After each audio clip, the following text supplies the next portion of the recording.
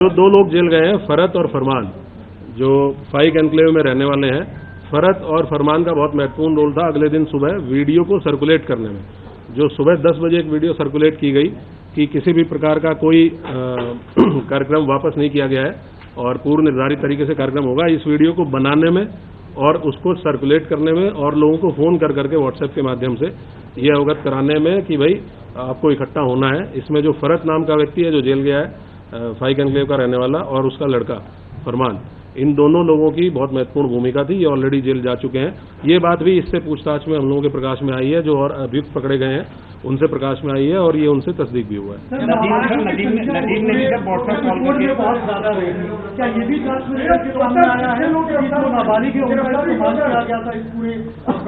ये तो आप लोग, क्योंकि वहाँ आप लोग भी थे और आप लोगों ने वीडियोज में भी देखा होगा कि कुछ नाबालिग बच्चों को सामने करके और इस तरह की हरकत करने का प्रयास किया गया। ये जेजे एक्ट के अंतर्गत एक अपराध है, जुवेनाइल जस्टिस एक्ट के अंतर्गत एक अपराध है कि कोई व्यक्ति अगर नाबालिग बच्चों को किसी घटना में शामिल करके उनसे अपराध कारित कराता है तो ये भी एक दंडनीय और संज्ञेय अपराध है। हम लोग इस पे भी काम कर रहे हैं और इनकी धाराओं को भी इस मुकदमे में बढ़ाया जाएगा। टोटल अब तक हम लोगों ने इस पूरे प्रकरण में 55 लोगों की गिरफ्तारी इंश्योर की है और हमारी टीमें लगातार दबिश में है। बहुत जल्दी और भी लोग गिरफ्तारी और लोगों की भी गिरफ्तारी सुनिश्चित की जाएगी। नदीम व्हाट्सएप कॉलिंग के जरिए लोगों को किस तरह, कितनी व्हाट्सएप कॉलिंग नदीम के फोन से मिली है और मौलाना के फोन से मिली है? लगातार सभी लोग आपस में व्हाट्सएप कॉल के माध्यम से संपर्क में थे। संख्या तो यहाँ नहीं बताई जा सकती, लेकिन लगातार पूरी रात लगभग 3 साढ़े 3 बजे तक सभी लोग व्हाट्सएप से एक दूसरे के संपर्क में थे और उसमें ये कंफ्यूजन फैलाए जाने की कोशिश की जा रही थी कि कुछ लोगों को अपील भेजी गई, फिर उन लोगों को ये बताया गया कि अपील फर्जी है। तो ये कंफ्यूजन बेसिकली पब्लिक में क्रिएट करने की कोशिश की गई कि जो अपील जारी की गई थी वो जेन्युइन नहीं है, जबकि वो अपील इन्हीं के द्वारा साइन करके पुलिस प्रशासन को दी गई।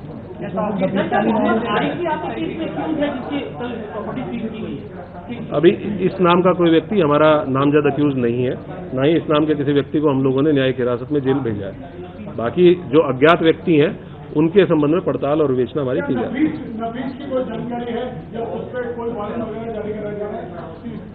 नफीस, जो डॉक्टर नफीस है, उसका रोल इस पूरी घटना में, इस विवेचना में, पूछताछ में भी सामने आया है। हम लोगों ने उसकी गिरफ्तारी के लिए टीमें गठित की हुई है। बहुत जल्दी उसकी गिरफ्तारी भी सुनिश्चित की जाएगी। आपने बताया था अवैध असला भी बरामद हुआ था, इतने सारे रिसोर्सेज को प्रोवाइड करने के लिए बैक कौन कर रहा था, इनकी फंडिंग कौन कर रहा था, इसकी क्या जांच आप लोग कर रहे हैं? ये हम लोग जितने भी अभियुक्त जिनसे पूछताछ की जा रही है और उसमें विशेषकर ऐसे लोग जो प्रमुख लोगों में से थे इस पूरे प्रोटेस्ट को ऑर्गेनाइज करने में, उनसे हम लोग पूछताछ कर रहे हैं। जैसे जैसे और लोग गिरफ्तार होंगे तो और बाकी चीजें भी क्लियर होंगी कि इसके संबंध में फाइनेंशियल ट्रांजैक्शन किसने की थी, अगर कोई रिसोर्सेज प्रोवाइड किए गए थे तो किसके द्वारा किए गए थे। और जैसे फरत नाम का व्यक्ति है, इसने काफी इसमें अग्रणी रोल पीछे रहते हुए प्ले किया कि जिसने वहां पे शरण भी दी ऐसे लोगों को जो इस घटना की प्लानिंग में शामिल थे, और उसके साथ साथ वीडियो को प्रसारित करने में भी, वीडियो को, एक तो लोगों को वीडियो बनाना अपने मोबाइल से, उस वीडियो को लोगों को भेजना और उन लोगों को फोन करके ये भी कहना कि आप इस वीडियो को जगह जगह प्रसारित करें। तो ये भी कल गिरफ्तार होकर चल गया। अभी हम लोग जो दर्ज मुकदमे, हमारे पास 10 मुकदमे दर्ज हैं जिनकी विवेचना हम लोग इंश्योर कर रहे हैं कि इनकी विवेचना अच्छे तरीके से हो। जितने अभियुक्त सामने आ रहे हैं वो जेल भेजे जाएं। उसके बाद जो भी विधिक प्रावधानों के अंतर्गत पॉसिबिलिटी होगी उसकी पर कार्रवाई की जाएगी। बाहर के जो लोग थे, जैसा आपने बताया था, क्या उसके ऊपर कुछ डेटा मिल पाया है? कितने लोग बाहर से आए थे इस भीड़ में शामिल हुए? हम लोगों के पास इंटेलिजेंस से भी इनपुट है, हम लोगों के जो अपने एसओजी सर्विलांस टीमें होती हैं उनसे भी इनपुट है। कुछ लोग हमने आइडेंटिफाई किए हैं बाहर के लोग जो मौके पे इस घटना में उस भीड़ में शामिल थे। उनमें से कुछ लोगों का ये भी पता चला है कि 1-2 लोग बाहर के ऐसे भी थे जिनके द्वारा संभवतः फायरिंग की घटना की गई। उनके लिए हम लोग और डीपली इन्वेस्टिगेट कर रहे हैं और बातचीत कर रहे हैं। अगर दूसरे जनपद से भी सहायता की आवश्यकता होगी तो वहाँ की पुलिस से भी संपर्क करके उनकी भी सहायता लेके हम लोग इनको गिरफ्तार करेंगे। और कितना मोटा अमाउंट होगा लोगों का जो संख्या इकट्ठा होगी?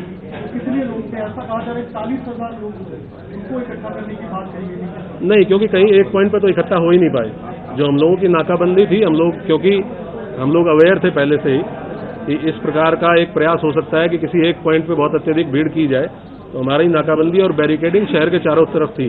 और इसीलिए आपने देखा होगा कि शहर के किसी भी पॉइंट पे, सिंगल पॉइंट पे भीड़ को मर्ज नहीं करने दिया गया।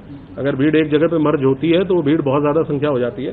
तो हमारे पास जो भी बैरिकेडिंग पे राजपत्रित अधिकारी जीओज लगे थे, उन्होंने अलग अलग पॉइंट्स पे रोका और इसीलिए 10 एफआईआर दर्ज हुई है कि अलग अलग 10 पॉइंट्स पे पुलिस के साथ पुलिस के ऊपर पथराव या सरकारी कार्य में बाधा डालने का काम किया गया।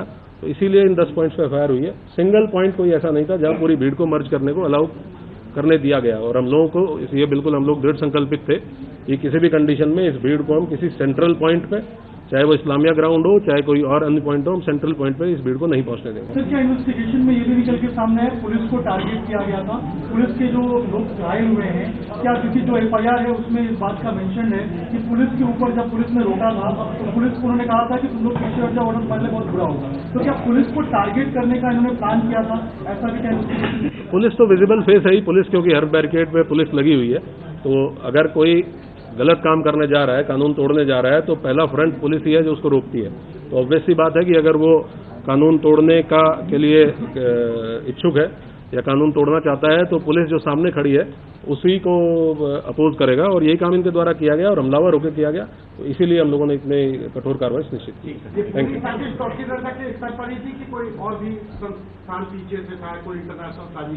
जैसे मैंने आपको बताया कि एक ऑर्गेनाइजेशन के द्वारा एक कॉल दी गई थी, आईएमसी नाम के ऑर्गेनाइजेशन के द्वारा, जो कुछ लोग गिरफ्तार हुए हैं उसके पदाधिकारी हैं, कुछ और लोग हैं जिनकी गिरफ्तारी शेष है। हम लोग सभी को अकाउंट 4 करेंगे, और जो भी लोग इसमें शामिल थे, अगर कोई अन्य तथ्य प्रकाश में आएगा तो मैं आपके साथ शेयर करूंगा। पार्षद भी गिरफ्तार हुआ है?